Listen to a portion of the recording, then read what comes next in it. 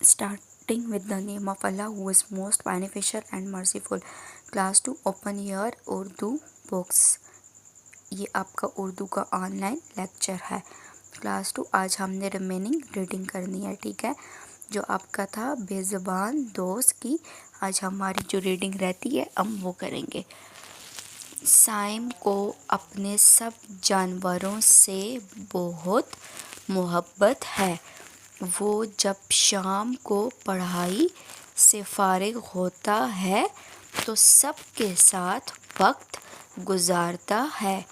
जब रात होती है तो मुर्गियों को उनके डरबे में बंद कर देता है।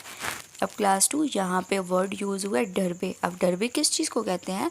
जहाँ पे मुर्गियों को रखा जाता है। जो जैसे हम लोग इंसान है, हमारा घर होता है, इस तरह जो मुर्गी है उनका क्या होता है? डरबे, डरबा होता है, ठीक है। क्लास 2 आपने ये रीडिंग करनी है प्रॉपरली, ठीक है। Good bye.